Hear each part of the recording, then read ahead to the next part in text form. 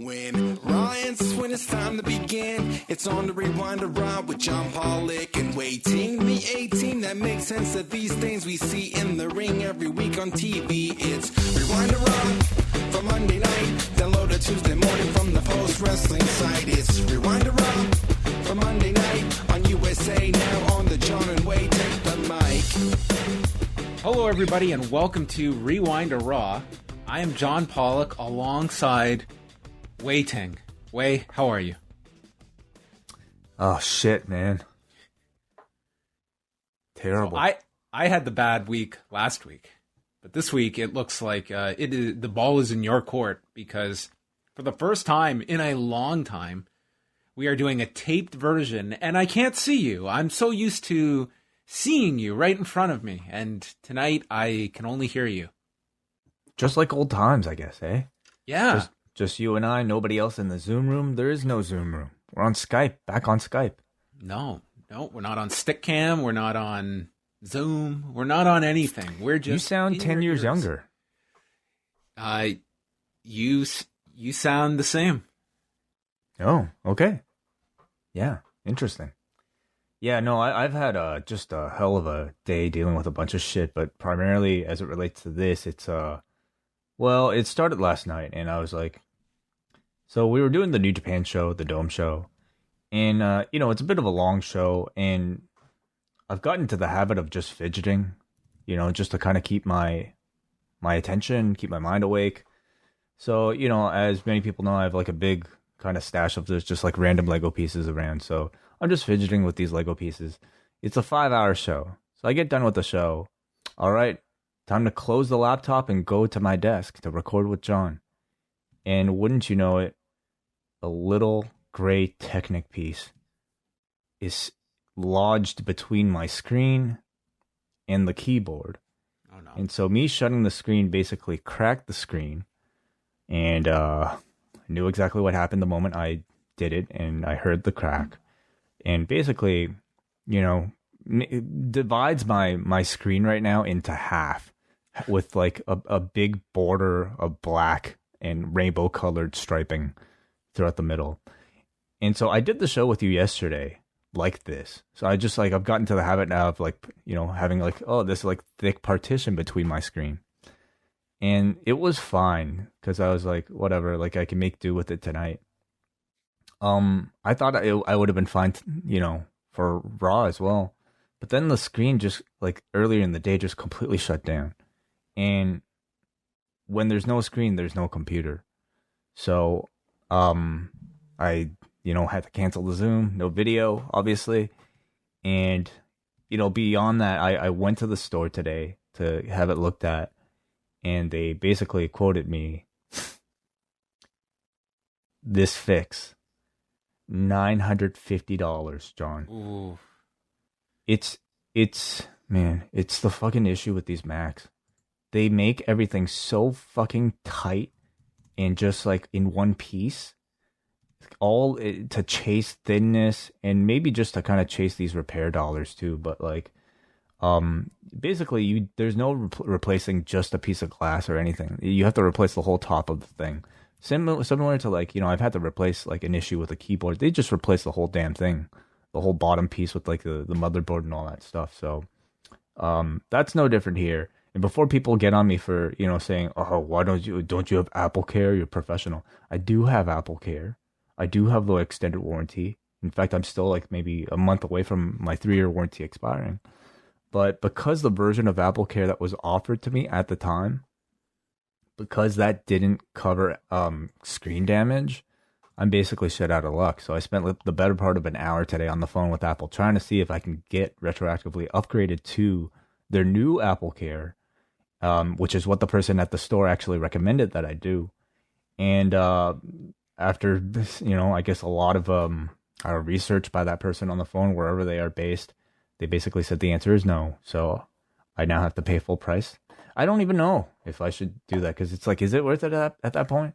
$1,000? I can do a lot with $1,000. That's a tough choice. That's you're really staring at a dilemma. Yeah, man. Feel like I can I could buy plane tickets, man. I could fly to Raw, and do the show from there. You could do that for 1 week. And then are you going to go to Chicago next week? No, I'm not going anywhere. So anyway, that's a conversation you and I will probably have off air about what to do after this. But anyway, it's been kind of shitty. So you know what? It's time we got to get this bad mojo out of the post wrestling office, man. I'm hoping this is it. I'm hoping both of us have had our home and work issues eliminated after this terrible month of July for us. But things are going to turn around, Way. Don't worry. We will get through this, and all will be well with the world, because, the Zoom room demands you. Me, they could do without, but you are the life of that place, so we got to get you back in front of all the people. It's Hansi, let's be honest.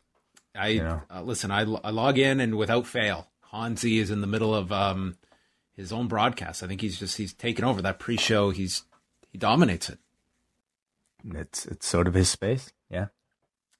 Well, can't make too much chit-chat because we have a lot to go through tonight, but it's a pretty big week here at the site, and not because it's like a gigantic week of events. It's just turned out this way that we have like quite a bit of stuff going on. So I'm going to kind of split up the plugs, because I know that everyone is not exactly at the edge of their seat as we just promote, but we are going to let people know coming up in the next few days some great stuff, including Rewind Away number 91 that drops Tuesday evening for Post Wrestling Cafe members.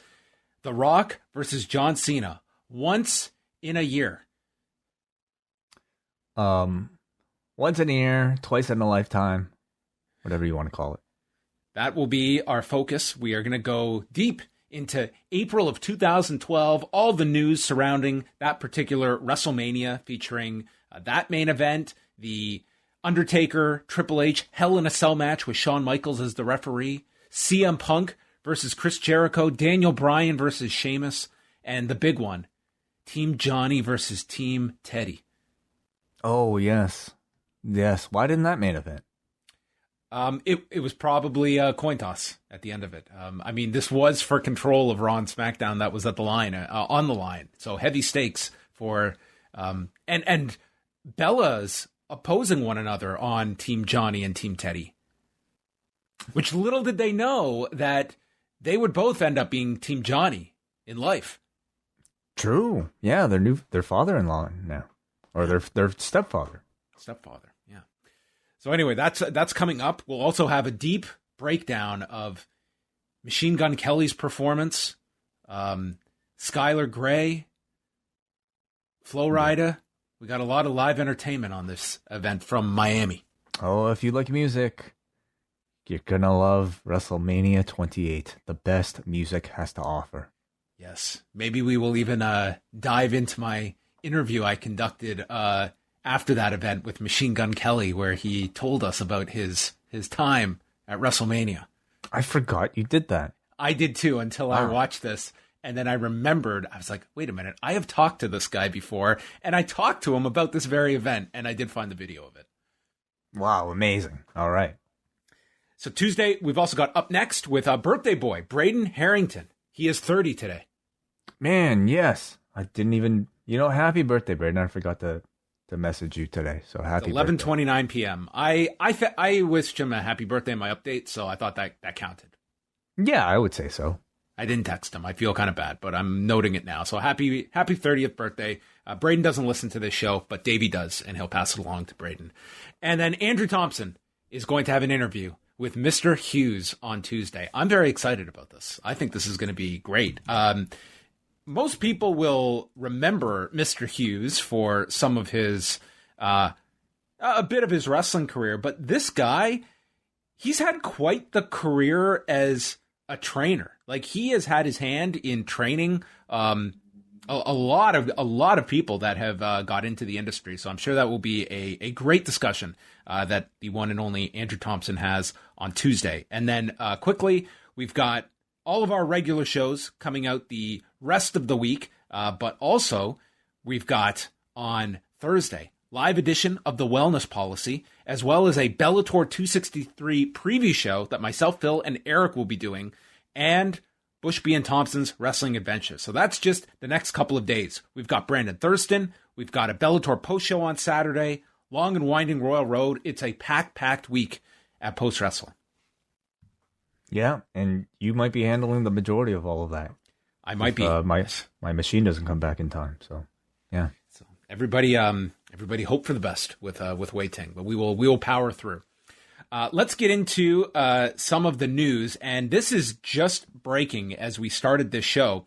I guess Mas Lucha had confirmed the passing here, and this is coming from a Lucha blog, that Brazo de Plata, Jose Luis Alvarado Nieves, has passed away, and he was 58, of course, famously known as Super Porky, not just in Mexico, but also had that stint in the WWE in 2006 as kind of like the comedic portion of their juniors division, that, was at first pitched to be like, featuring like all this high-flying independent talent that would be brought in, and then it kind of turned into this comedy division with Super Porky as a portion of that. But of course, Super Porky from the famous Alvarado family that, it just extends so deep, you could just La Mascara, Maximo, Psycho Clown. You can just go through them all. So a very, very famous family in Mexico. And again, this news is just coming down as of about 10 minutes ago. So we will have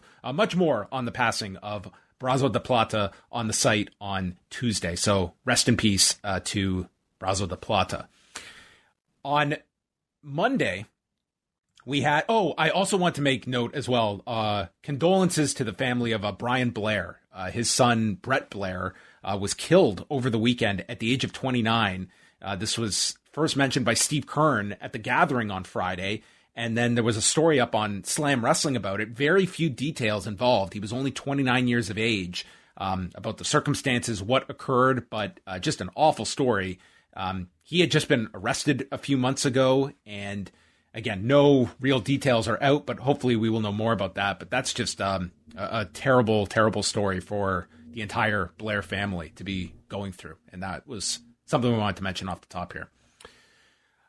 Moving on to this story I had to read this several times, Wai, because at first I thought this can't be real, but it is. WWE and Blumhouse are developing a scripted series, The United States of America versus Vince McMahon, which will be a scripted series around the 1994 steroid distribution trial where Vince McMahon, who was the defendant in this case, will be having an executive producer credit as this trial is presented on the small screen. From the description, the show will delve into WWE during the 90s. At the time, Rupert Murdoch had purchased the New York Post to further his massive infiltration into the U.S. media landscape.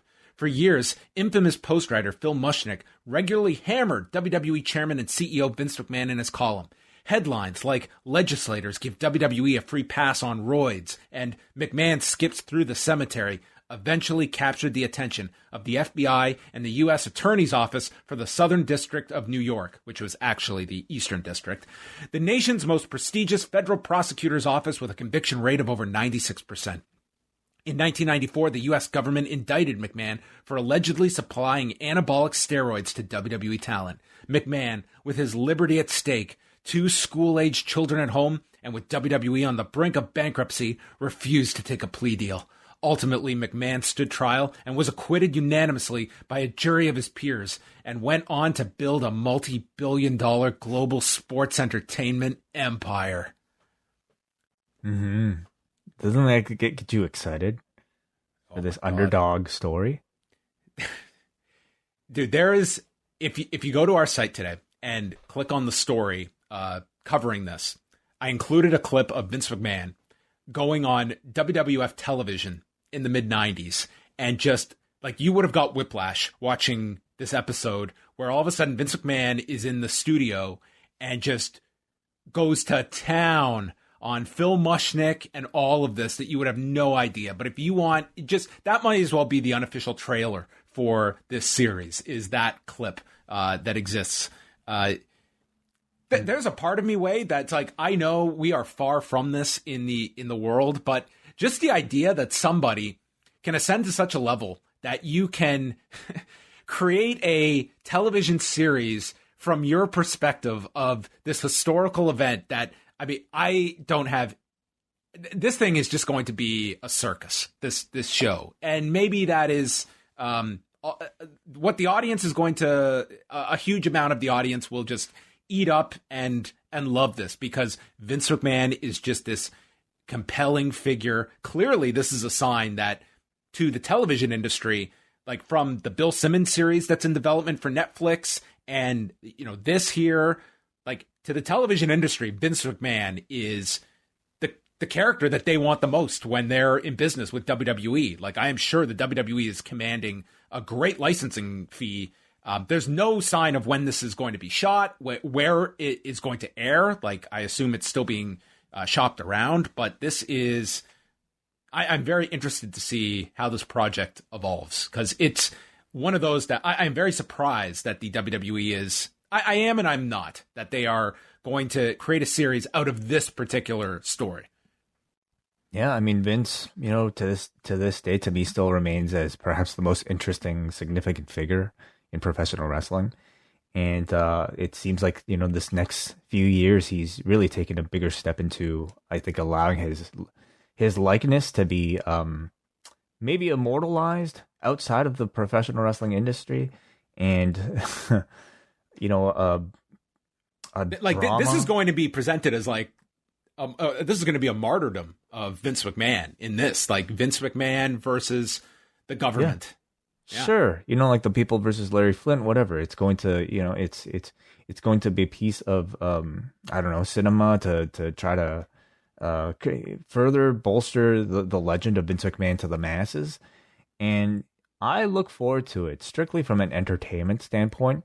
I look forward just as much to some of the wraparound coverage coming out of the series itself from people such as yourself, from historians, such as Dave or whoever is out there at the time, able to perhaps fact check a lot of that stuff. Because, this perhaps, will, like, it's a great point, Way. Like, it will shed a lot of light on, it's a story that I'm sure a fan base a generation removed from '94 and the whole lead up and the roots of how this whole steroid distribution case was formulated in the early 90s. Like, there's a lot of fans that I'm sure do not know all those intricate details. And I hope that listen, it's not going to be the mass audience that goes and seeks this out, but there's a lot of great coverage of this. I mean, Wade Keller did phenomenal coverage of the trial. There's the Observer from the time. The Lapsed Fan did like a really great series on this as well. David Bixenspan has done tremendous reporting on it. Like,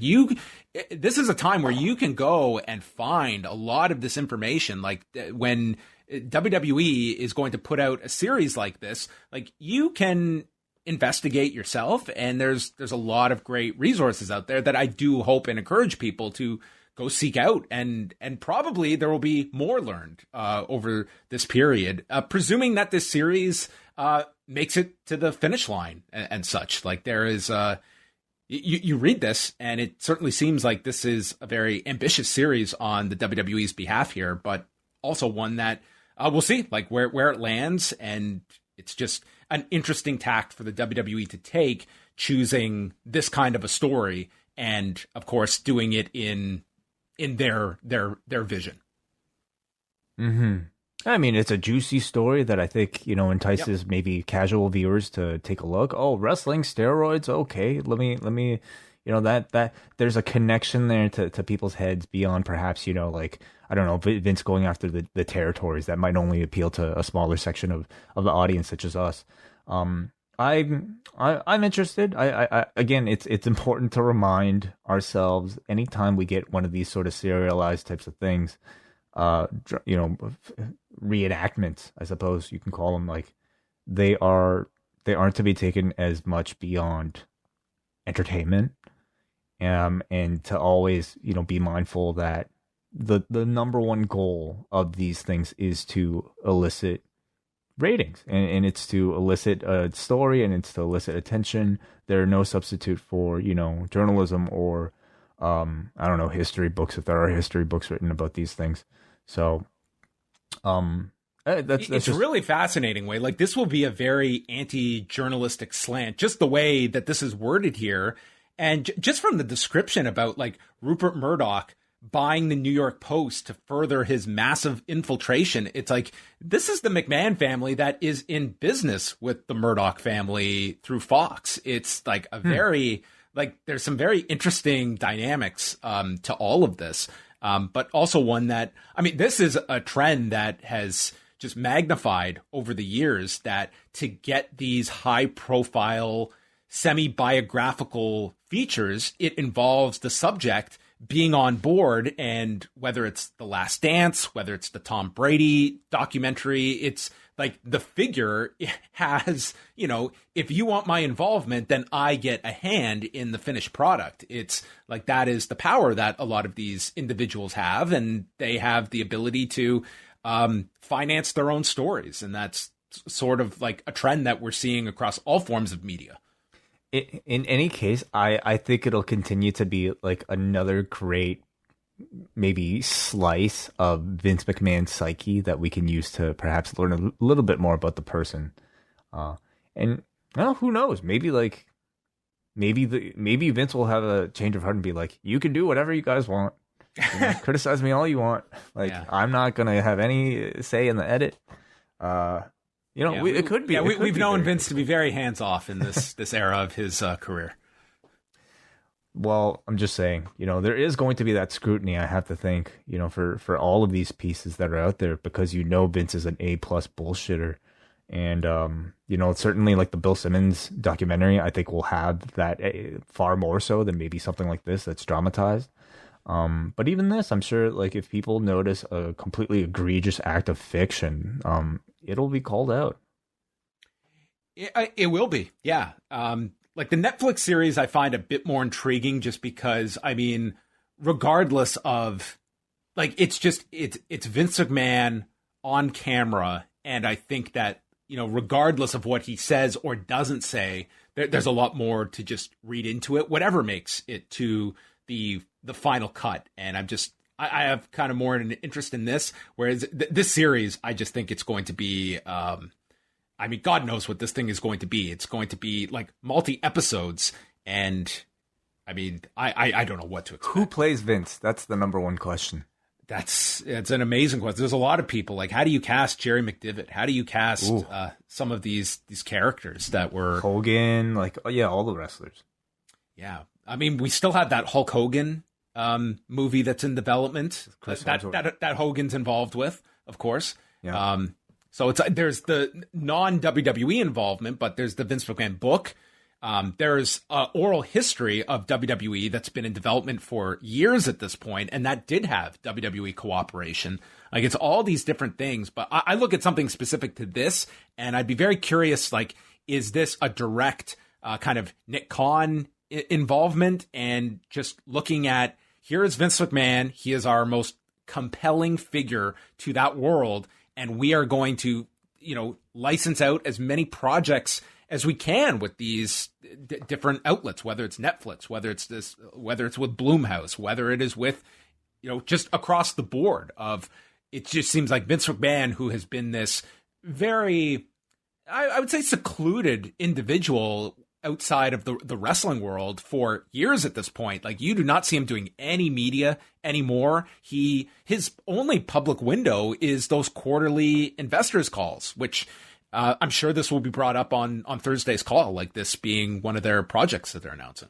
Mm-hmm. And in those calls, these days you don't even get that much of him, and if you do, it's rarely anything. You know, it's a lot of Nick Khan and Christina Salen. Like, they do a lot of the heavy lifting on those calls and answering them. And they're both very good on those calls. But you're right. Vince McMahon is like introduction, and maybe he'll pipe in every now and then, but he is not commanding that call. And certainly nothing about his own personal life. So, you know, my question is, you know, with all these things coming out, and presumably if these shows become hits, does it make Vince a bigger household name beyond the professional wrestling realm? And what do you think that ultimately turns into for Vince? What would Vince be inspired to do? I mean, look at what he did coming off that XFL, documentary. What would maybe a greater level of mainstream fame do for Vince McMahon, the individual? You see, with Vince, like his last, I would say, big public spotlight was the debacle of the XFL falling apart last year. And he came off very poorly in how that whole thing fell apart. But even that's real, I would say pretty niche to like the sport. If you follow sports, like you might have caught wind of that. This is to like, like a Netflix crowd.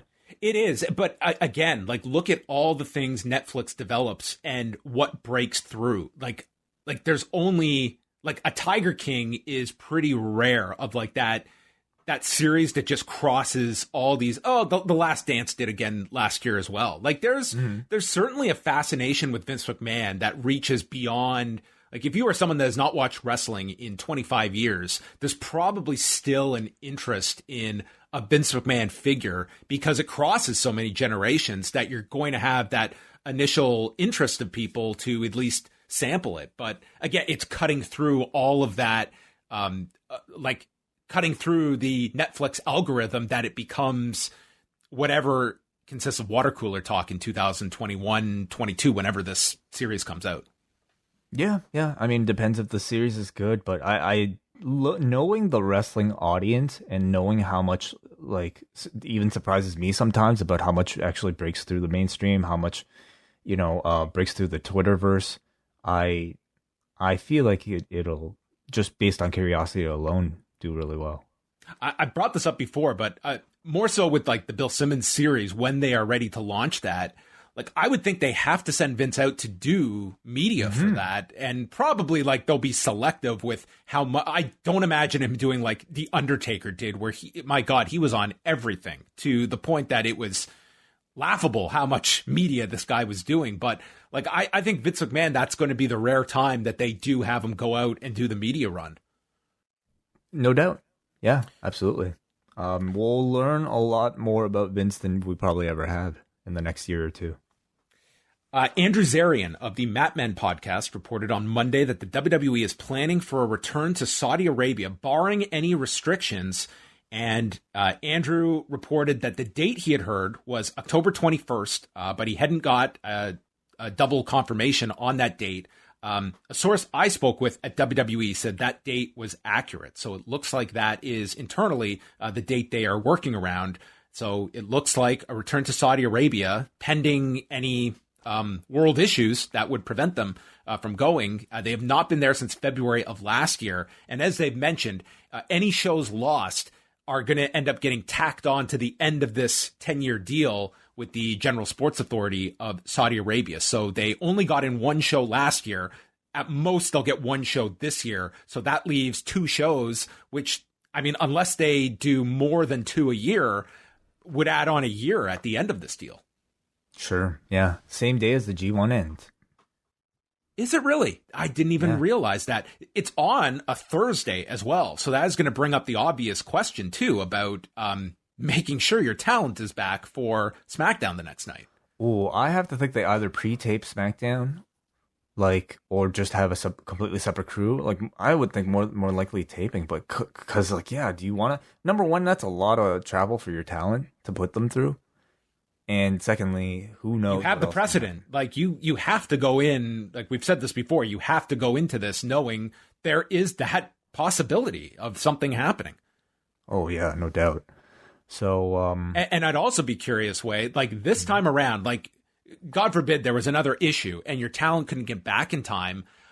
It's not like NXT to me would be Vince McMahon's first decision. Like NXT is going to fill up our show. Like NXT is viewed very differently than it was 2 years ago. Yeah. And back then, I mean, you had the story going into Survivor Series. It made sense for a main roster show to feature NXT guys. Now it makes absolutely no sense. You might as well air 205 Live in place of God, I had no idea the G1. Dude, like, this is going to be an early show from WWE, and it's pretty much going to be the G1 is going to bleed right into this. Like, you're going to have, like, a few hours. Like, the G1 will probably go till 7, 8 in the morning, and then this will start around 11 or something. Well, what a great pairing, everybody. Look, wow. Thursday, take the day off work. You can watch professional wrestling from we'll see what sort of roster New Japan has by that point in the G1 final. And then you can go to Saudi Arabia. We'll be traveling the world right from our seats at home.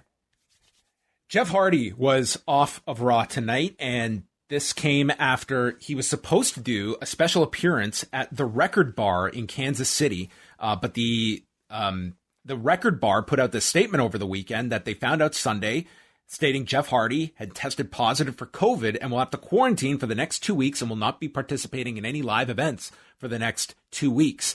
Both PW Insider and the Wrestling Observer confirmed this positive test for Jeff Hardy. He was nowhere to be seen on Raw tonight.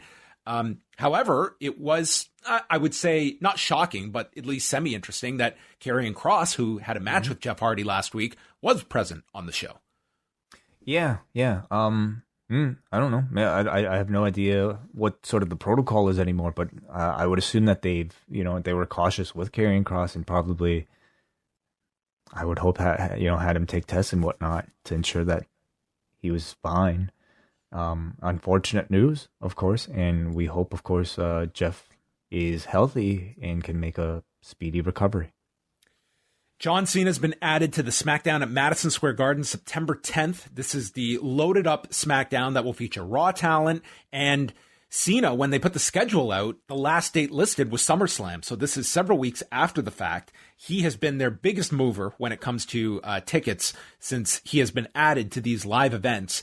WrestleTix noting currently that the Madison Square Garden show, it's scaled for 9,651 approximately, which is like half the building so that they have set up. They've sold, or at least the tickets that are out is listed at around 8,600 or so.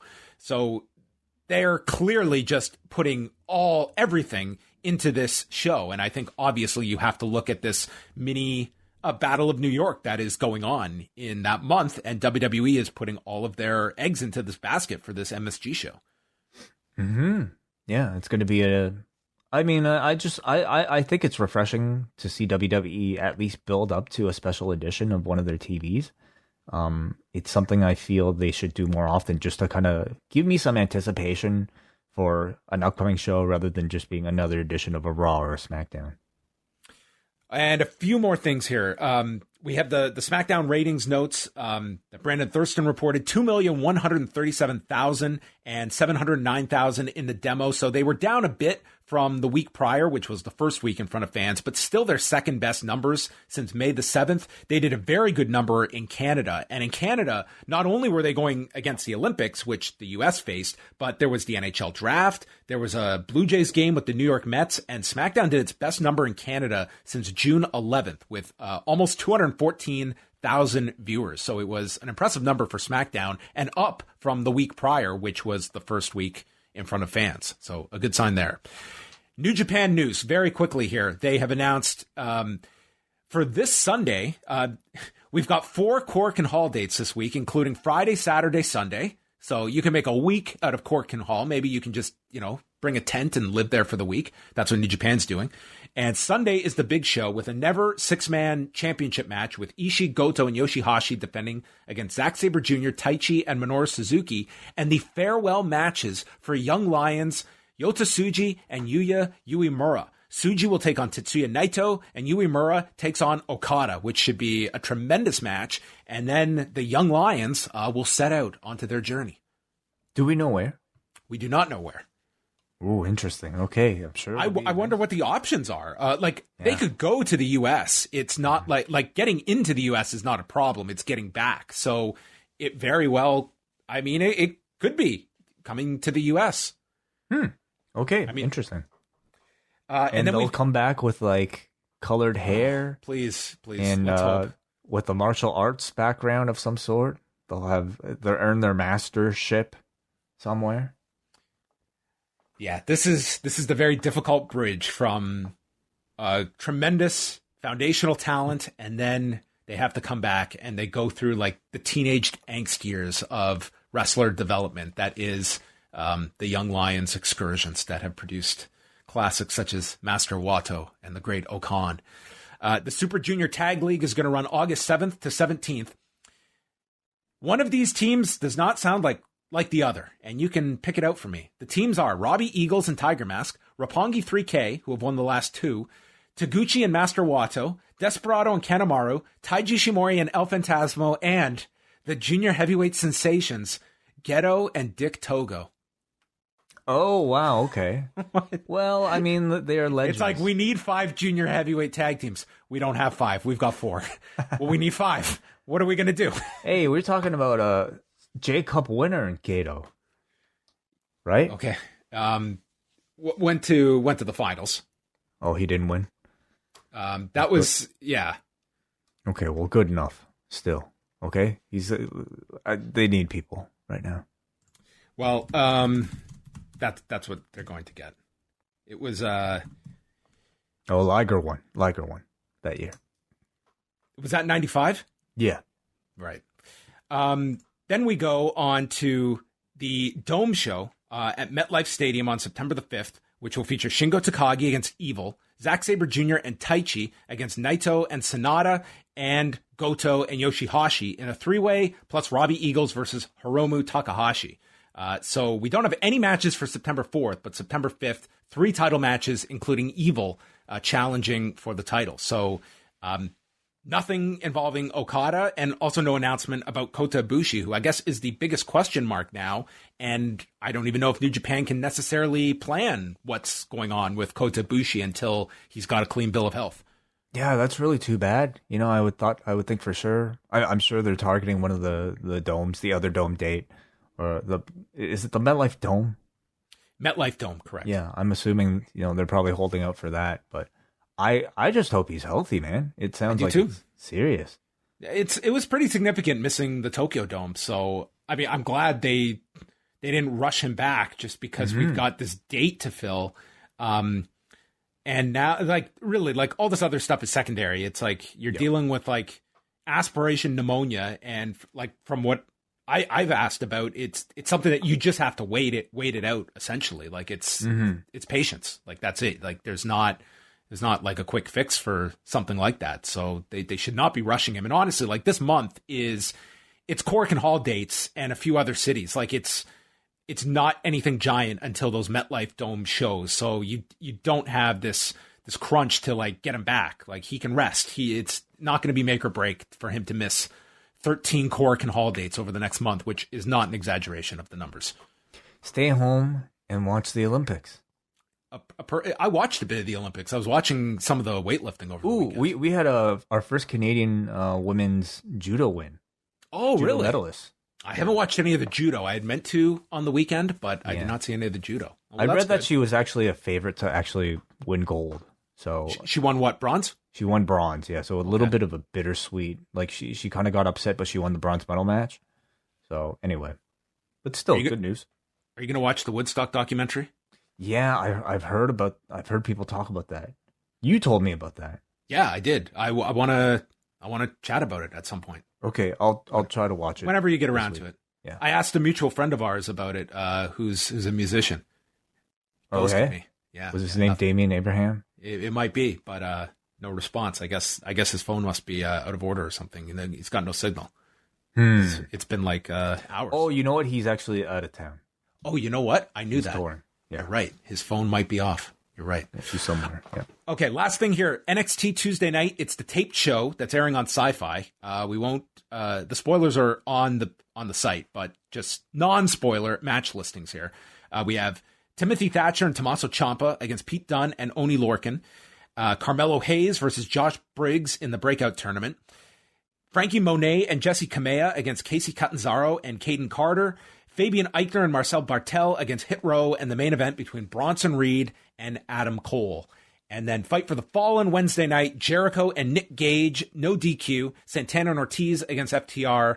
Christian Cage, Jungle Boy and Luchasaurus against Angelico and Private Party. And then Lance Archer against Hikuleo for the U.S. title. Tony Khan making a new live event announcement. And the big 5-on-5 elimination match between the Elite and Hangman Page with the Dark Order. Mm-hmm. And just one more quick plug. You mentioned Nick Gage, of course. last night John and I recorded a Tokyo Dome Wrestle Grand Slam post show on our Patreon, but we definitely started off the show talking about perhaps the most interesting match of the weekend, and that was, of course, Nick Gage versus Matt Cardona. We spent a good half the show pretty much talking about it because there's so much to do with it, including not just the match itself, but of course some of the controversy surrounding the fan participation, shall we say, at the end. So you can go to our Patreon and check that out. It was a big weekend for Game Changer, and Matt Cardona. Just listen to his interview today on Busted Open. You can see where the direction is of I'm here to clean up Game Changer, take them to the next level. I think Cardona is really going to excel in this story. Completely. He says he's done with deathmatch wrestling, though. And can you be GCW champion and be done with deathmatch wrestling? I think that's the whole thing, is that you have to build up to that. Deny Gage the rematch, and at some build it up so that deathmatch, it's a big thing you build to. He shouldn't be going to it for months.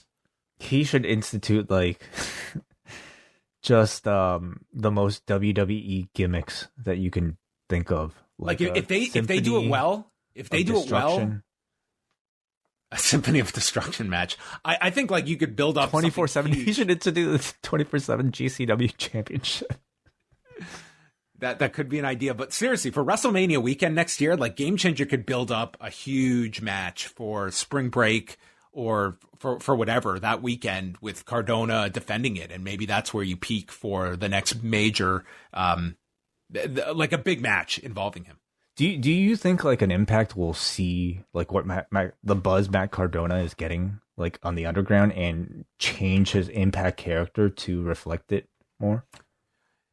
They should. It's the best version of Matt Cardona that he's because on Impact he's just like Zack Ryder. He's just a guy. Yeah. Yeah, and it's not as effective a version of it. It's tough to kind of incorporate that into your own kind of universe, but it's kind of strange to just go right back to the character if you're Impact. This guy was the buzz of the industry for the last 24 hours, 48 hours. Mm-hmm. Yeah. And the buzz of that hotel, I'm sure, that he stayed at. Man, trying to clean that shit up. Have you seen some of those? Oh, dude, his arm is just a mess. It looked like the photo I used blood today. Everywhere. Yeah. One final thing I just want to plug is this video called Daniel Bryan is a Traitor.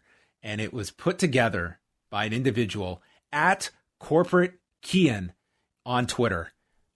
This thing is 8 minutes. And the premise is he went through the comments on a Daniel Bryan photo on Instagram of fans reacting to the news that he might be going to AEW. This video is so funny. It was great. I tweeted it out. This guy did a tremendous job. This was just hysterical. So check this out. I thought it was a very funny video. Oh, the comment section most places is pretty hilarious. Well, these do not disappoint.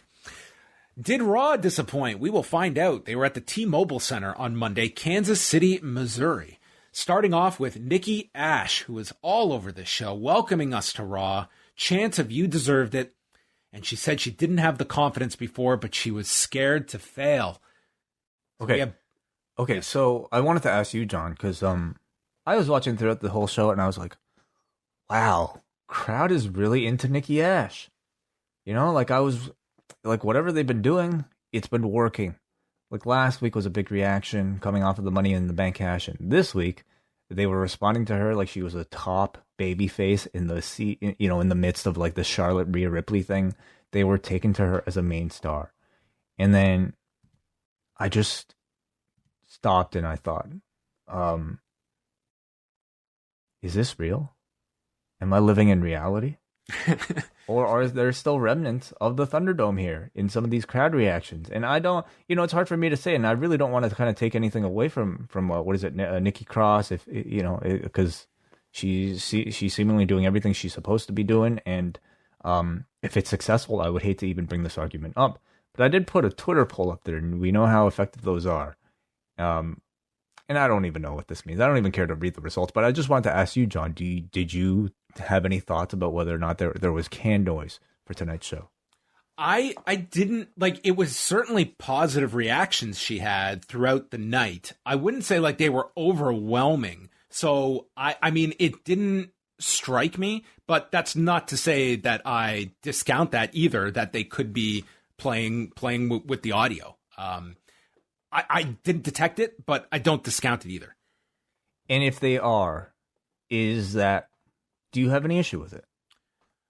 I mean, it's a lot less authentic. Their argument would certainly be that it's like if she is getting negative reactions at the live events that was out there, you listen to her getting these big reactions on TV.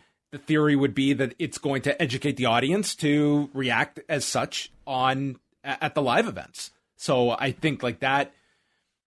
Listen, the WWE is going to use whatever forms of manipulation it is to get the desired reactions they want. And that's going to be something that they battle. And it comes down to, like, is this a character that is endearing to people, or is it something that you are going to be fighting the audience over? I mean, it's going to be difficult if it's similar reactions every week. Like, personally, I think Nikki A.S.H is like she's really likable. She's a very likable personality. It doesn't, to me, have the feeling of like this lacking any genuine babyface characteristics. Like, I think you have a positive in who is playing this. Like, if this were, I mean, pick someone else off the roster that it would be kind of a square peg in a round hole, I think you would look at it as like, this is just not working. She comes across to me very likable, but that might not be indicative to the masses that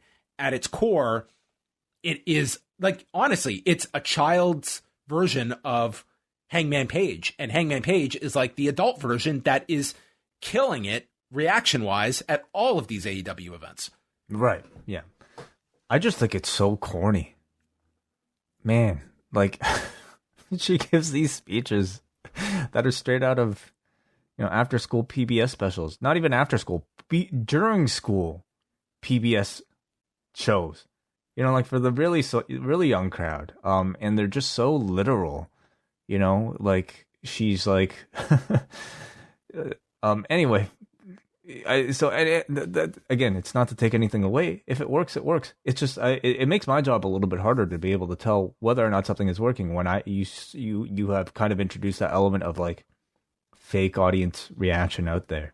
Well, here's the thing. Like, these audiences, like, we're going to know in real time when these audiences are going to be giving feedback and like what was the reaction to the live crowd. And sometimes that can be deceptive too, that, so often you'll hear like, oh man, this person was so over in the building. And then you'll get a contradictory report of, no, they weren't. It's like, sometimes, like, if you've ever been in a crowd, like, it's very easy to get immersed in the section that you're in that might not be reflective of a different section. Like, that happens a lot more than I think people give credit for. Like, it's not always uniform responses, but I think just based on your sample size that you hear from reports at house shows and even at TVs, like, we'll know like what the reactions are like for Nikki, and does it correspond with the reaction we're hearing on television? Like, this is a company that is not shy when it comes to manipulating audience responses, and that goes way beyond just the last year and a half. It's the auto-tune of professional wrestling. Oh, you can't sing? Slap this auto-tune filter onto it. Everybody can sing now. This person's not over. You slap this, crowd machine on top of it. Everybody's over. So it's incentive to go to these live shows, isn't it? See for yourself. Well, at least they did all in their power tonight of effectively booking an underdog in that underdog role, as we will get to. Charlotte comes out, calls her a disgrace. Nikki can't go on the Today Show, and said she only lost the title because Ripley acted like a bratty teenager attacking her, and I wasn't even standing when the match began. My belt was stolen. She wants a rematch at SummerSlam. Rhea Ripley comes out. She wants the title shot. Nikki says, you two have been champions. This division is ready for a metamorphosis. And Flair makes fun of her Super Marvel costume. Super Marvel. Yes. Pierce and DeVille come out. It's a triple threat at SummerSlam on August 21st. Flair says she wants a rematch tonight with Nikki, and they make that the main event. And this segment, Way, kicked off the show and clocked in at 19 minutes. That long? Wow. Yeah, this is almost half of the New Japan Rambo. This was as long as the shortest match on the New Japan show. Yeah, this was long. Right. Yeah, we thought that Rhea and Charlotte were done. They're never done. They found a way of doing it again, but now with, another person added to the mix. So I think it's, what does this mean for the Becky Lynch rumors, John? I mean, the talk has just been that she is ready, and I obviously is not coming back on this side. Yeah, obviously she could still just make an appearance. And you know what? If I'm the WWE, you have all these cards that you could play. Maybe you save a Becky Lynch first match back for after SummerSlam, because it's looking to be a pretty stacked, superstar level card. It is. It's just the company has gotten so far away from that line of thinking. It seems to be like the big show. It's we throw everything at the wall for the big show, and Becky being there in front of 40,000+ people would be. You could do an appearance. God knows you want to have ideas coming out of SummerSlam. I don't think this show needs it.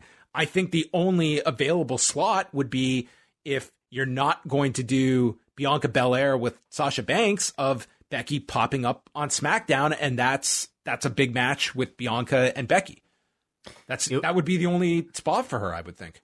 It would be a surprise. I mean, I suppose it would add to maybe, some thinking that her and Seth being on the same show. I guess that would kind of make sense for that. But and also, you've done Becky Charlotte so much. You haven't done Becky Rhea, but she's also not necessarily ready to. You have to have Charlotte, I guess, on a SummerSlam match. So you haven't done Becky and Nikki, Ash versus Lass. Ash versus Lass. Okay.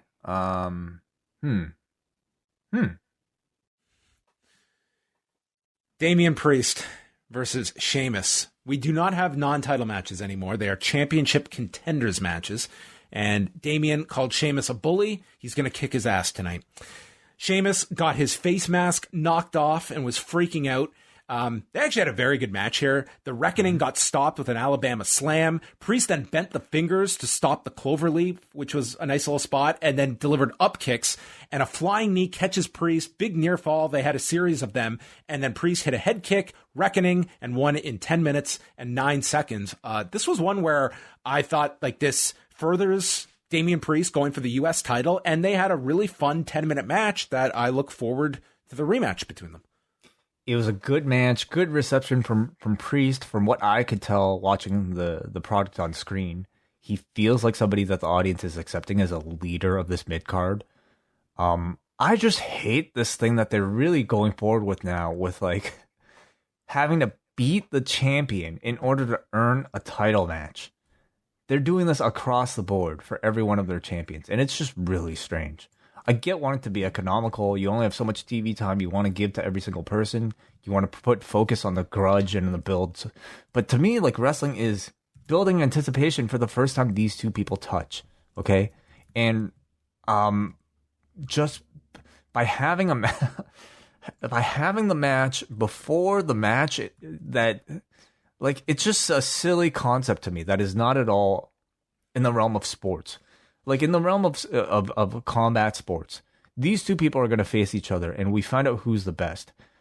To do it like this, you're basically just saying, well, they're both about the same. This person just happens to be better on this particular night. And fuck, yeah, I know that's the cliche thing that they always say, but I don't, as a fan, I'm not paying to see who's better on that night.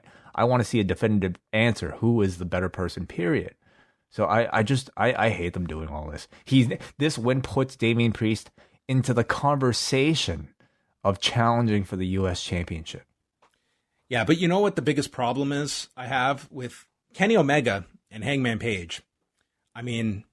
They've built this up for so long, and you've had months and months and months, and at the end of this, you're going to give me one match, and anyone could lose on a given night.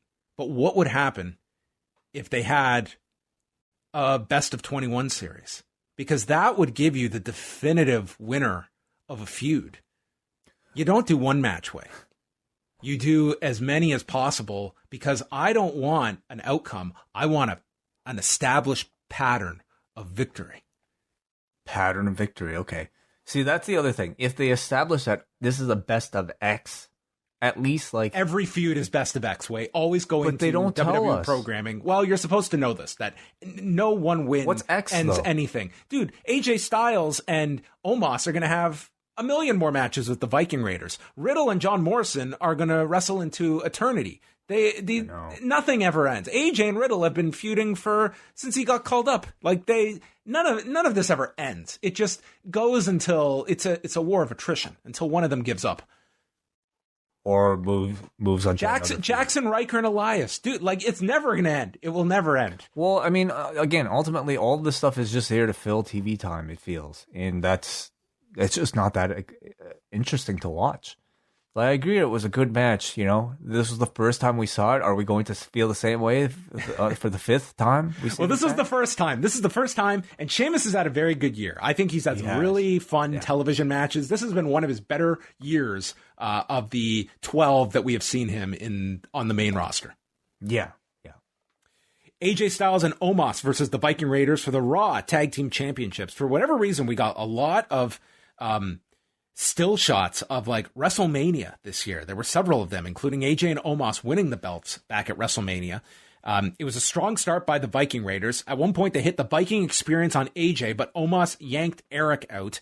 I thought they were more strategic with the utilization of Omos this week. They didn't have him sell, which was the worst part of last week.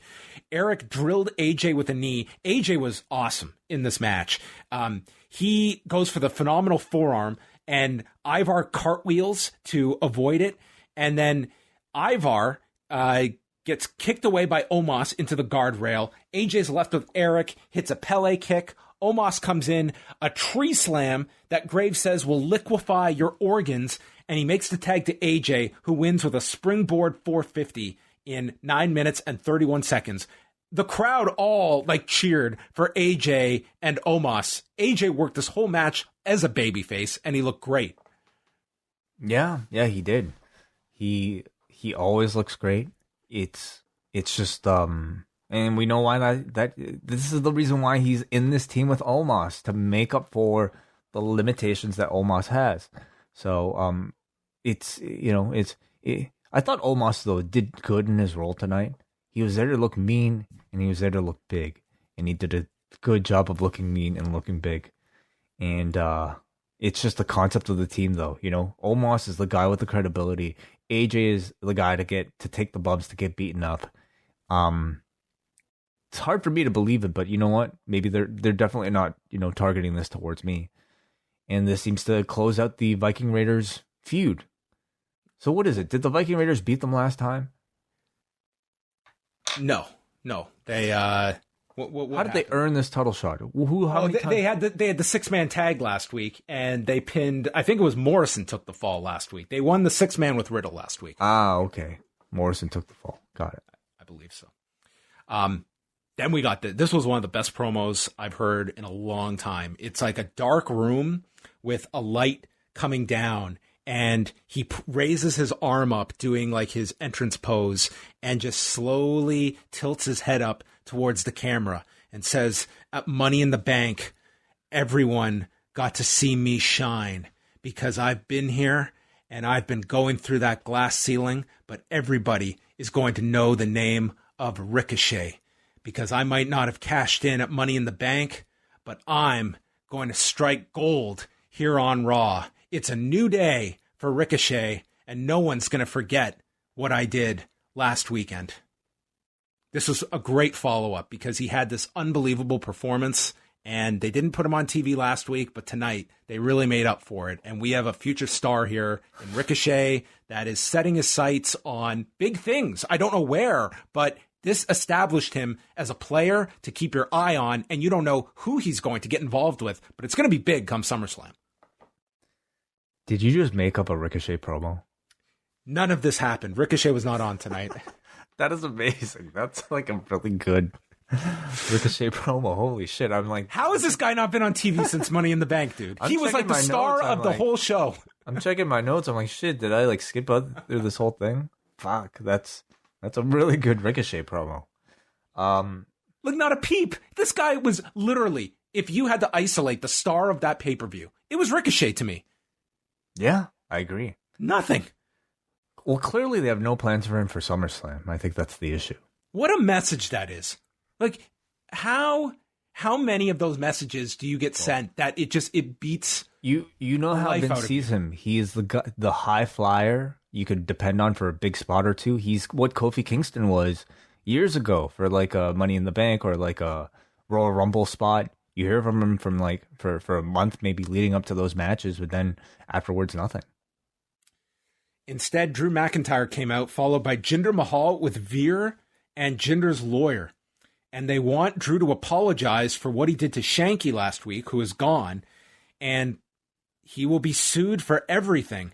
Drew is not going to be intimidated by this. He surveys the crowd, and he has decided he's going to beat Veer within an inch of his life, which is a hell of a way to counter a lawsuit. And wants everyone to chant, Drew is going to kill you. Mm-hmm.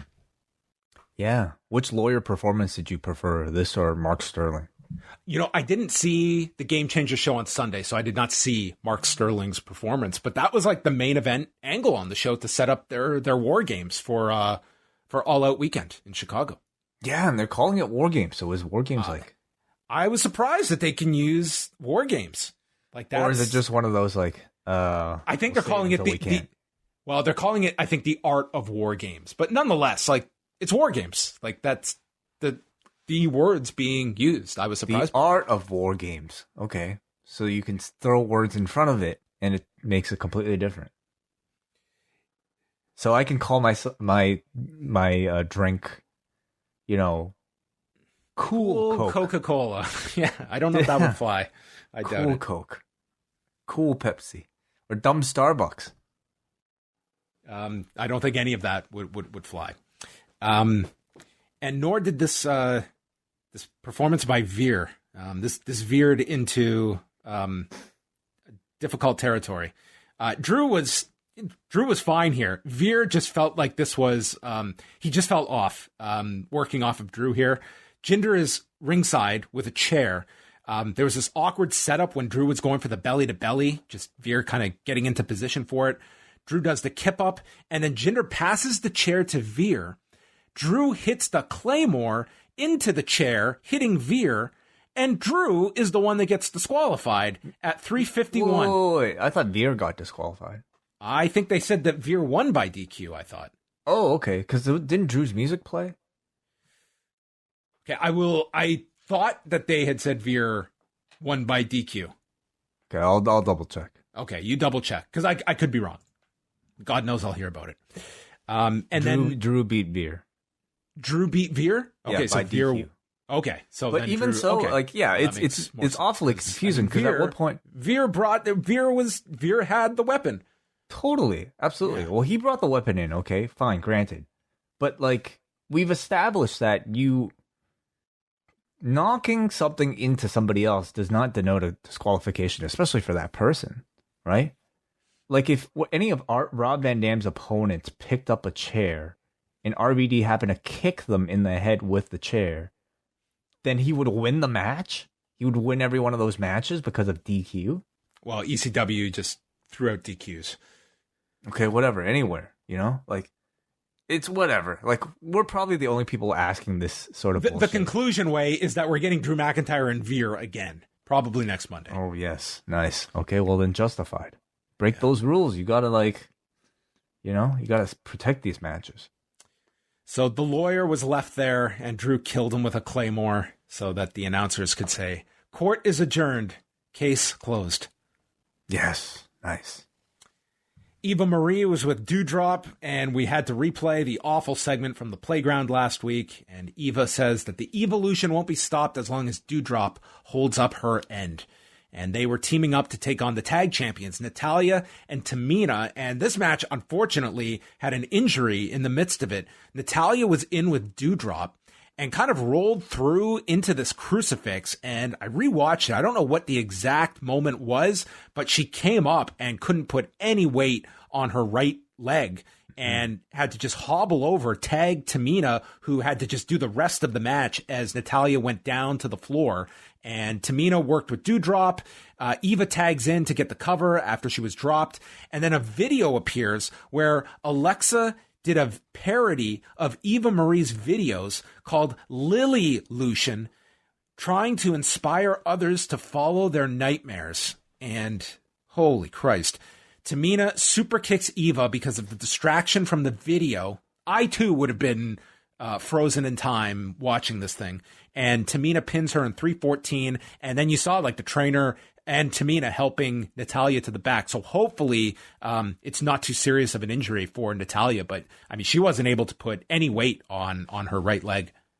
Mm-hmm. Yeah, it's rare you see them have like a trainer carry somebody to the back. And I don't know if that's a sign of the severity of the injury or if it's just them kind of willing to show like the reality of what the situation is. And, you know, if that's the case, then great.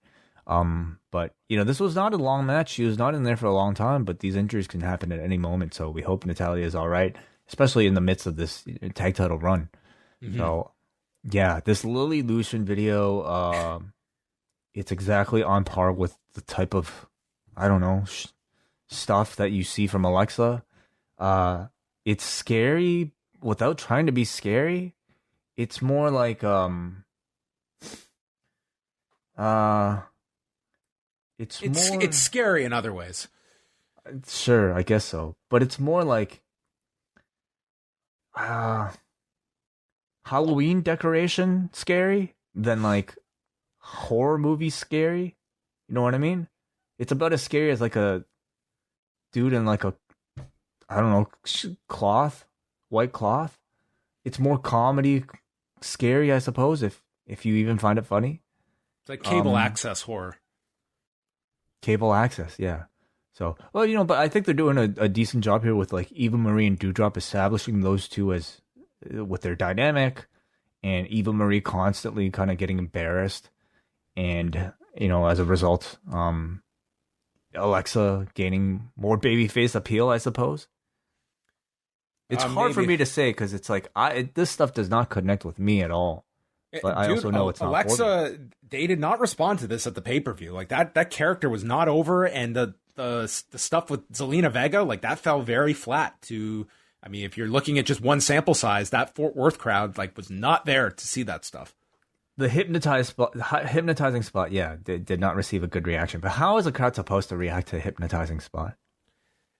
Yeah, she's got mind control. I mean, if it was something over, they would have reacted. Like if they sensed like this trance, oh my God. I mean, there was nothing to it. It was silence. It was like evil was more confusion. laying out someone. I think it was more confusion because like the audience didn't know what was going on, especially far away. How can you really kind of tell mind control in the back of the arena?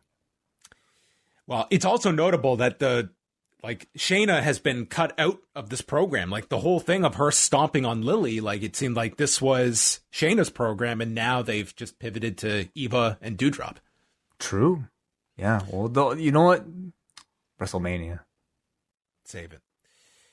Week 2 of Karrion Kross at Raw took on Keith Lee. So this was someone's got to win. Kross comes out with the NXT listened to the title. Internet. They heard your complaints, everybody. You didn't like the booking of Karrion Kross. You didn't like the booking of Keith Lee. Here you go. You're going to like one of these and you're going to hate the other. I thought for sure Keith Lee was winning this. But Kross, they said, was furious after being humiliated last week. So that is the story. He was humiliated. Kross is in control, and he puts on the Kross jacket, which Keith Lee breaks out of. Lee drills him with a clothesline, hit his mini Judas effect, and then a shoulder tackle.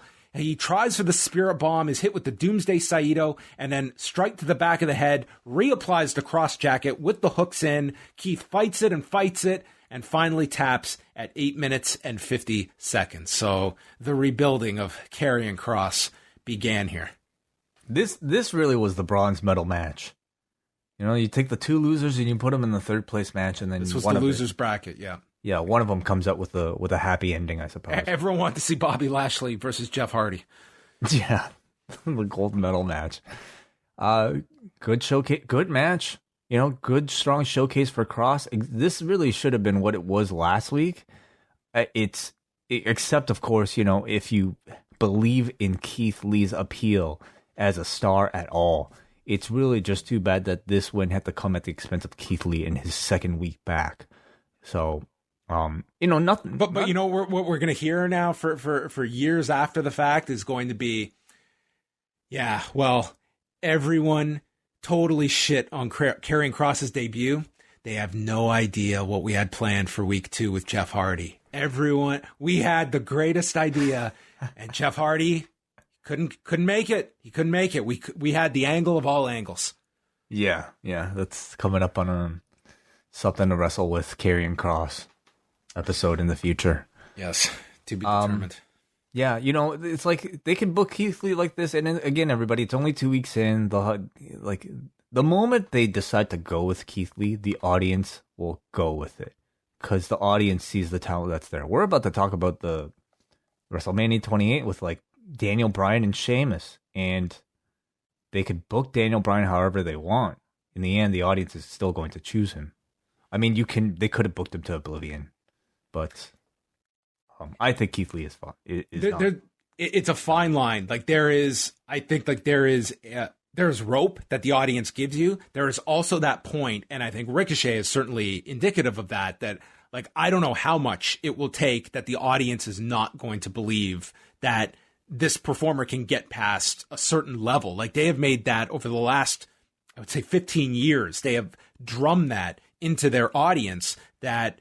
Like there is a small window that the fans will be open-minded about this person can make it. But once they are kind of slotted in that role, I think you have to work extremely hard to break down that perception.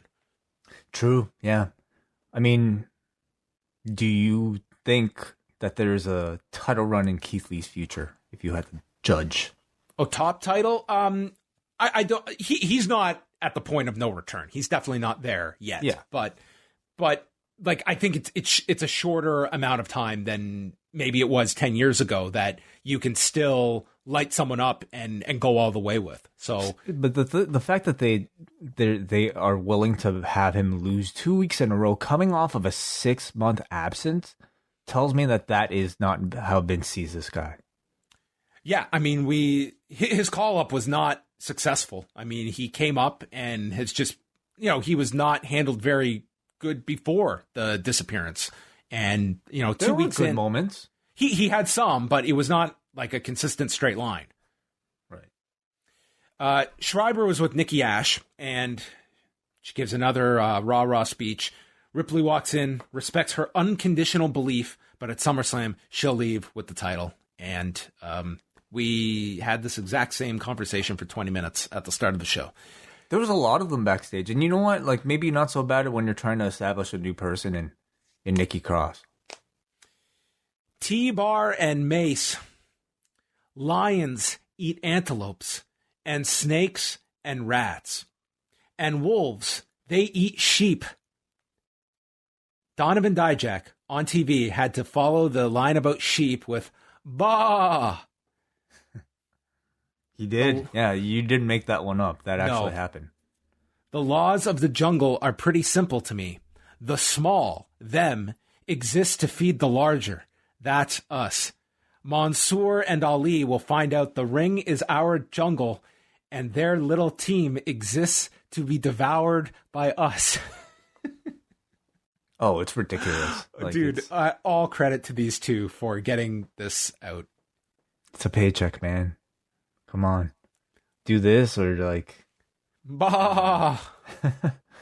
I don't know. Whatever. It's like the animals seem to be their thing, right?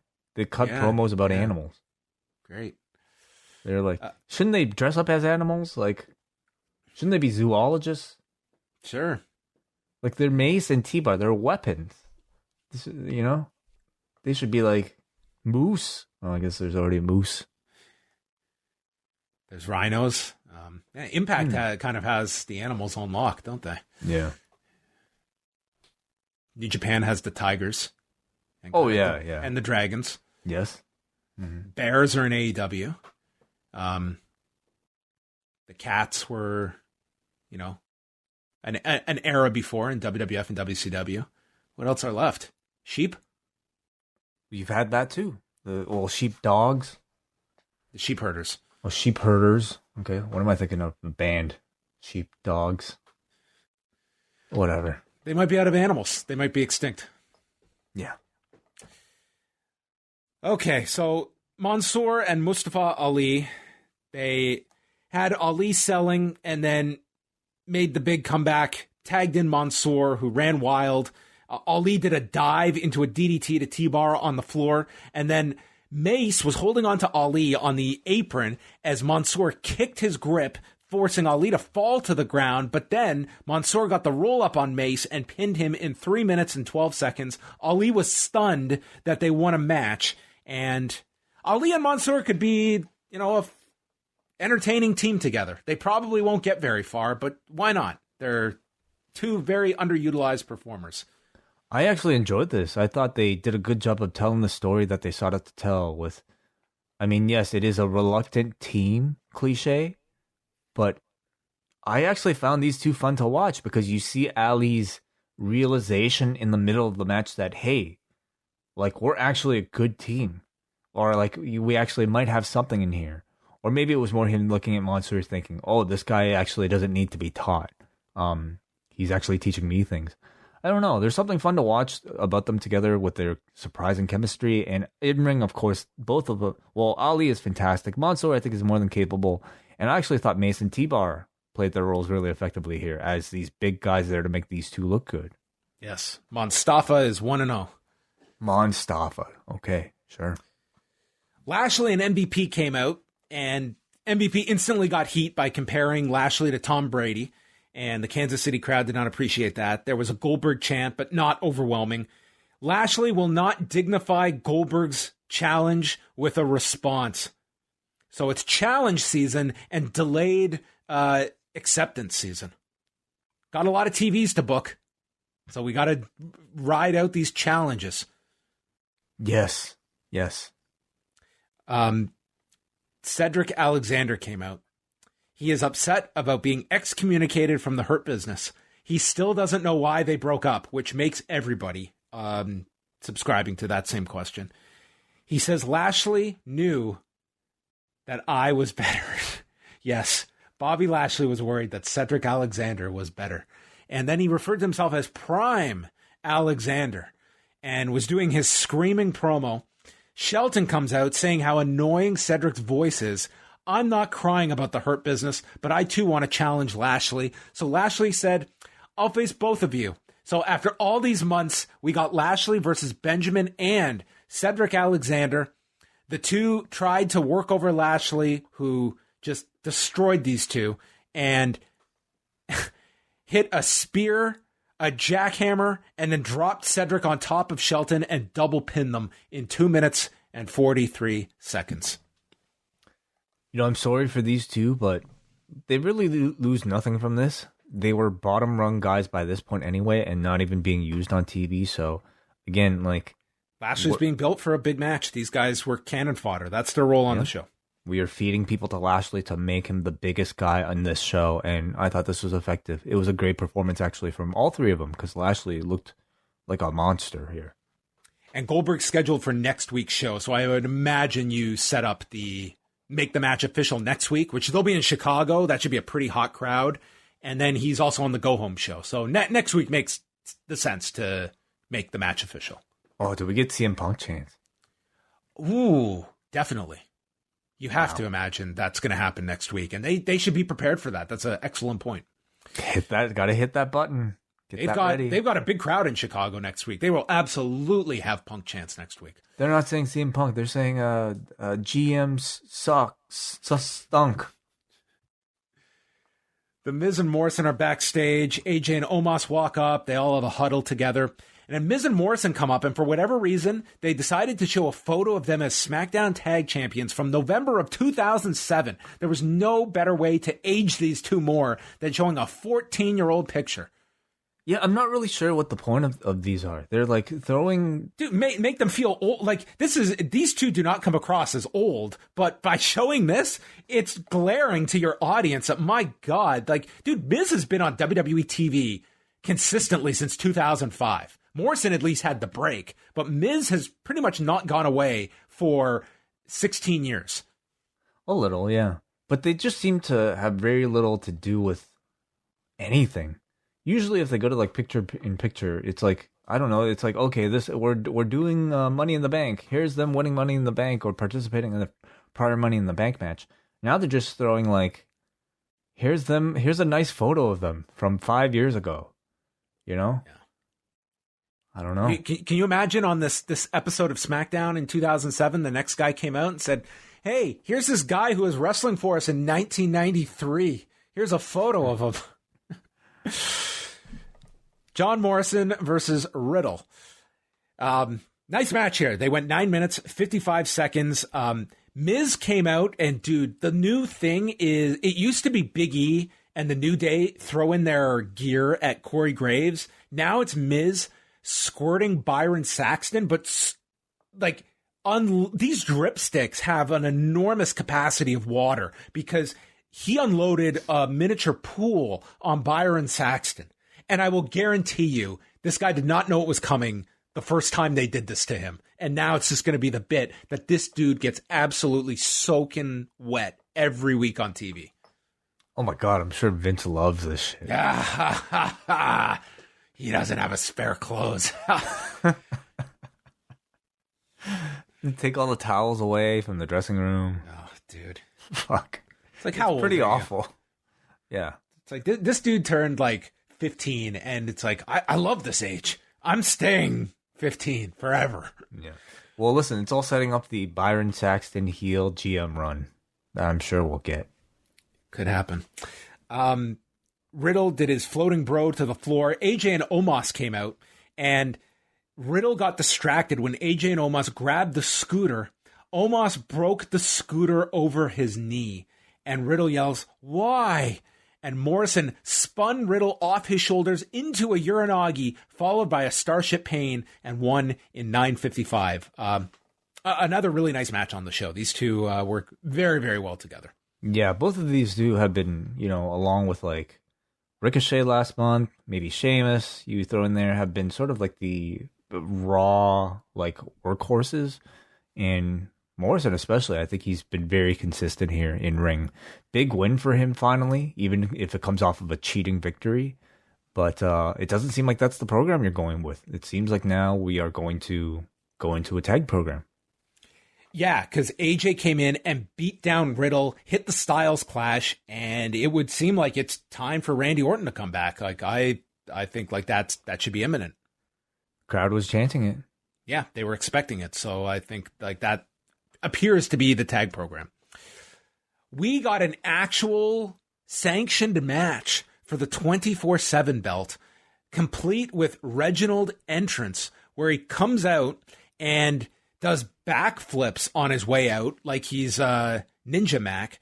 And then as he's coming down to the ring, they cut to this low angle shot where he flips from the floor up over the ropes into the ring.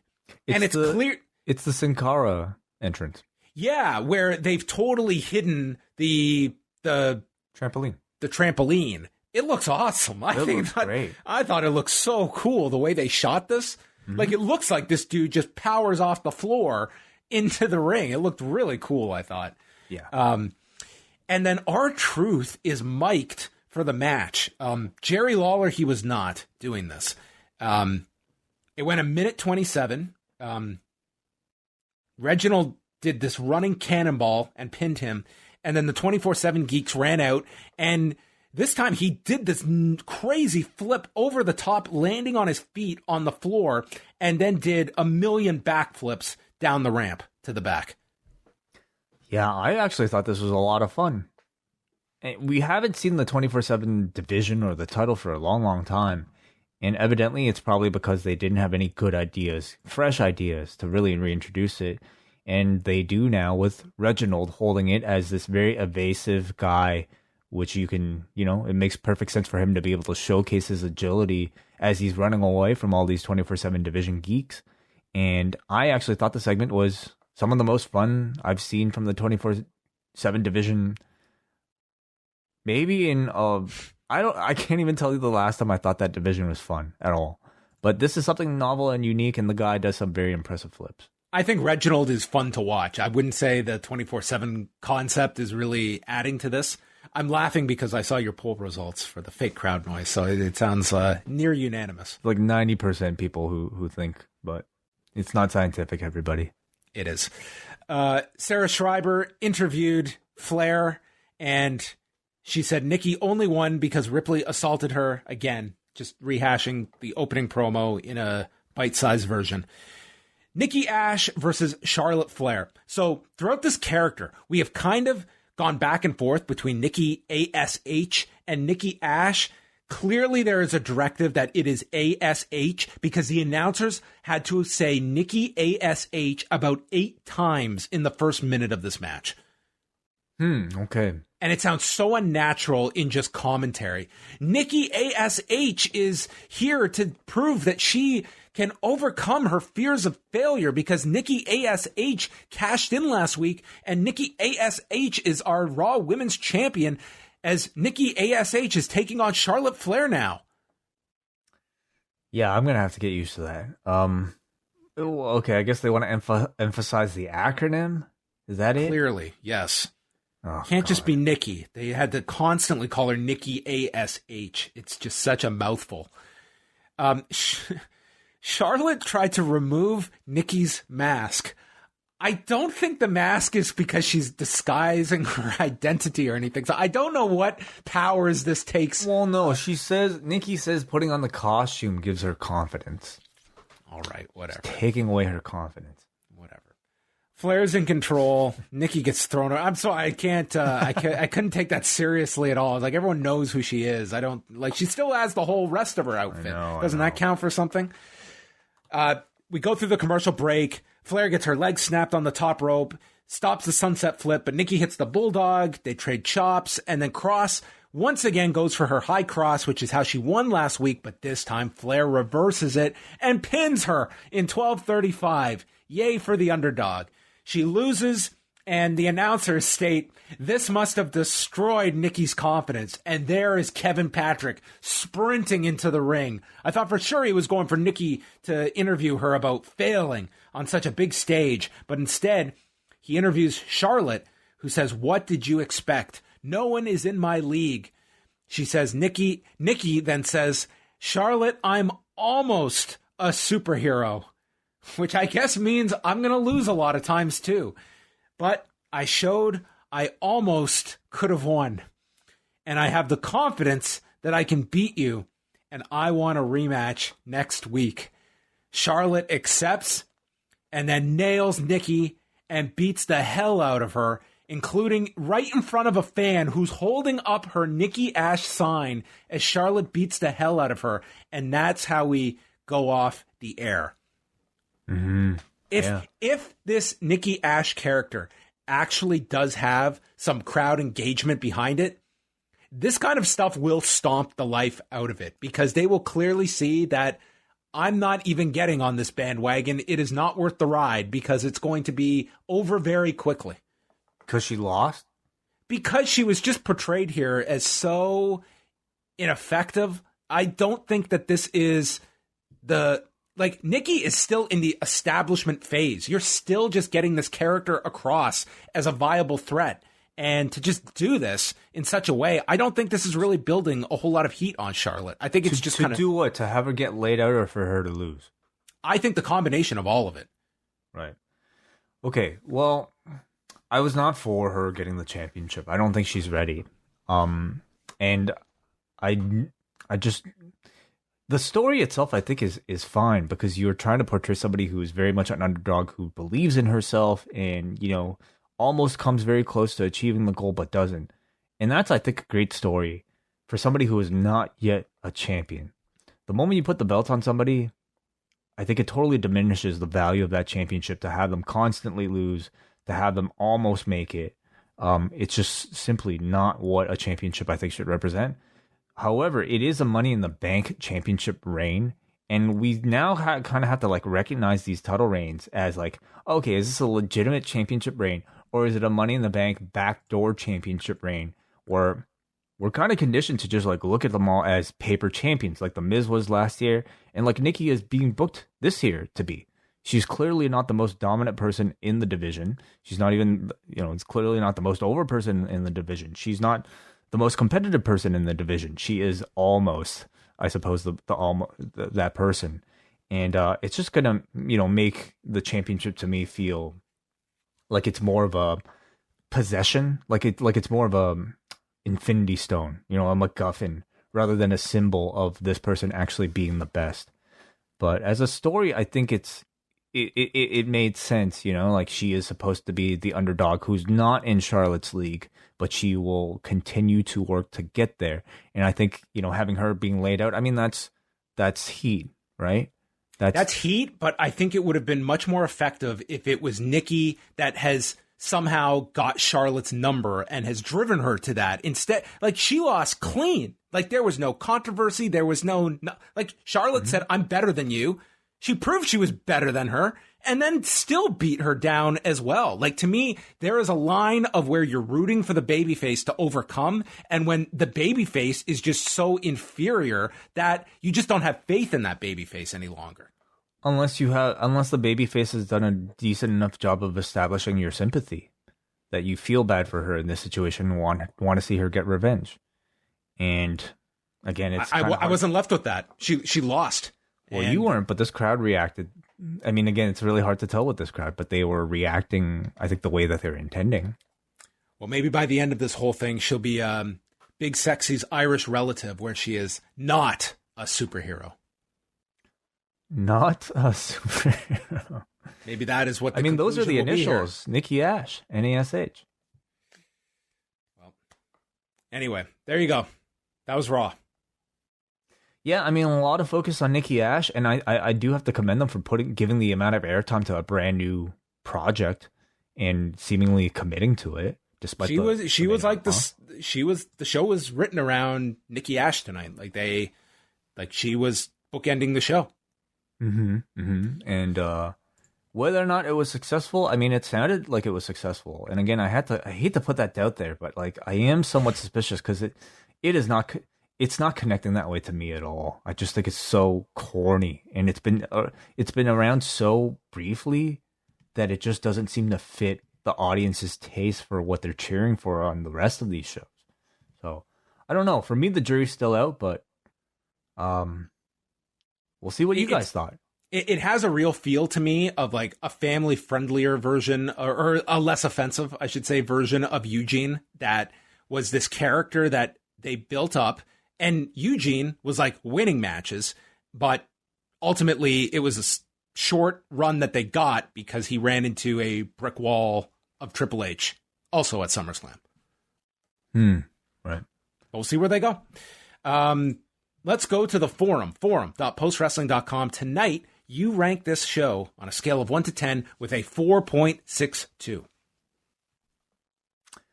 Shall we start off with MJ from NJ, John? Let's.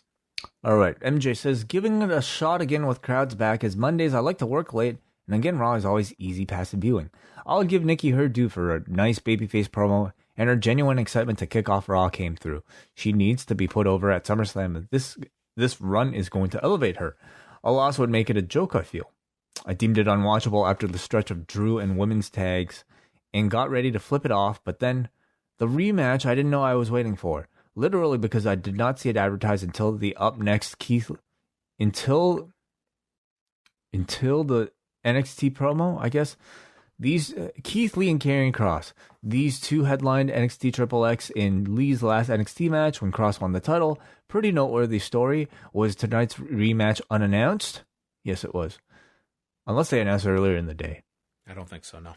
Okay. All right. And of course, true to 50-50, booking Kross won. And yeah, he's got some BTE feedback. I haven't watched it yet. Have you, John? I have not, no. Okay, well, I haven't watched Being the Elite in a long time. Yeah, same here. He says, can't wait for Hangman's gear reveal on Wednesday. For those who missed it, Dark Order returned to BTE via blackmailing Brandon Cutler and gifted Hangman gear. I feel it will be something of a Brody Lee tribute. Also, Andrade confronting Death Triangle on Dark Elevation was cool. Can't wait to see where that goes, and the ancillary content is full of Easter eggs for those opting to check them out. Okay. Next up, we go to Dan, who wrote, I know WWE loves to give sound bites about how they're not a wrestling company, and after Raw tonight, I sure as shit can confirm they're not an entertainment company either. As always, there was some okay wrestling as filler, but as someone that wants WWE to give me entertainment, there's barely anything to enjoy on the entertainment side of things. I have to hang out with irritating characters like Nikki A.S.H, who's like an awful school assembly motivational speaker that just won't leave the gym. Nikki's dilemma personifies what makes Raw so frustrating. I like Nikki as a person and want her to succeed, but her character is a pathetic doofus that doesn't even have the common courtesy of being funny or interesting. That's par for the course on Raw. And says that, I love the GCW post review. On that note, have you guys caught the new HBO Woodstock 99 documentary? I have. Way has not. When Way gets around to watching it, we'll share our thoughts on it. Is there like a comparison to be made between GCW and Woodstock? Yeah, he did say on that note. I don't know if there is a combination there. I mean, if you want to look at the, I don't know. I'm trying to see where he's connecting it. Did we talk about the documentary at all on the show? Or was that afterwards? That was after. Okay, it was after. So I didn't even mention it on there. But yeah, it's the Woodstock documentary. It's horrifying, but it is it's a really interesting documentary. It seems a lot of buzz attached. Yeah, I've heard a lot about it, and I remember that Woodstock pretty well. So yeah, I look forward to it. We got a Noah from Vaughn who says, I showed myself I almost could have won. Has to be the line of the year. I legit laughed out loud when Nikki tried to cut an inspirational promo after getting her ass kicked. Also, what on earth were they thinking booking Lee versus Kross? Because either way, it would have made someone look super weak 2 weeks in a row. Really excited for Fight for the Fallen on Wednesday. FTR versus Santana and Ortiz could be the best tag match of the year if they get a decent amount of time. I don't agree with the fact that just, winner and a loser means the loser is just destroyed. I mean, there is an art to doing it that should not be the case. And it is something that, I think for this week, I think you kind of have to temper the Kross stuff that it was obviously this was an audible and they had to find something to do with Kross. And I mean, he won. Keith Lee? I mean, who else? I mean, you could certainly have your pick. It's Ricochet. Okay, and people would have been upset about it being Ricochet too, coming off like Money in the Bank. All right, Humberto Carrillo. Angel Garza. Yeah, could have been either of them. They obviously didn't see them as at a certain level that it was big enough. Yeah, I guess. Like, I think you look at Keith Lee, like, I don't think they have like grand plans for him. That's what you're left with. Yeah. Mm-hmm. So he was that guy. Denise writes, so you have fans back in attendance, hot and ready to cheer for anything, and you start the show with a 20-minute opening. WWE is back. It is what it is with Omos. At least he's good with basics. They should never deviate from the hot tag formula with him. Why in the world would Drew want to feud with Jinder? I know they're friends, but not everyone is a star. Kross may have won, but the damage has been done. He's nothing special. Who would have thought Shane Taylor would be in a better standing in a wrestling company than Keith Lee? Lashley rules, and in a perfect world, he should kill Goldberg at SummerSlam. Would complain about Charlotte being Nikki, but it doesn't matter because the end game is her getting the title back. This was a mediocre Raw. Okay, Anthony just wants to wish Natalya well after that apparent leg injury tonight. Nobody ever wants to see a wrestler get hurt, especially when they're given some kind of push. We agree. Finally, we got a Kate from Montreal who says, of all the people they could have picked to have Karrion Kross pin for his first big roster win, I think Keith Lee would have been the actual last person on my list. In fact, tonight seemed dominated by people who couldn't take another loss. Mansoor, Mustafa Ali, T-Bar, Mace, Cedric Shelton, and even Nikki, since all her wins have been so weak. Crowds like Riddle, which makes him pretty much the lone success story among the newer stars. With the amount of talent on screen tonight, I feel like it took more work to make a bad show than it would have to make a good one. Didn't it seem like Raw was improving for a couple of weeks not so long ago? Not anymore, I guess. 2 nasty dripsticks out of 10. Well, Money in the Bank provided like a good framework for a lot of the matches to build towards. SummerSlam does too, but when you're dealing with like, I guess, individual matches, you're going to get maybe a lot more rematches, less qualifying matches, perhaps. Yeah. I think like Money in the Bank was like a really great show for a lot of different reasons. But I mean, I think like an overarching issue is that in WWE, it's maybe like the good and bad of what WWE has. Like, I don't believe like one loss is going to absolutely destroy someone, because wins and losses are so trivial in the grand scheme of WWE storytelling, because everyone wins, everyone loses. And therefore you have so few talents that really break through to that next level. And to do so, it takes like this Herculean effort that you get with a Roman Reigns or a Bobby Lashley. And pretty much everyone else is at a different level. Like, even you look, you're picking a Riddle as somebody that, agreed, he is like on the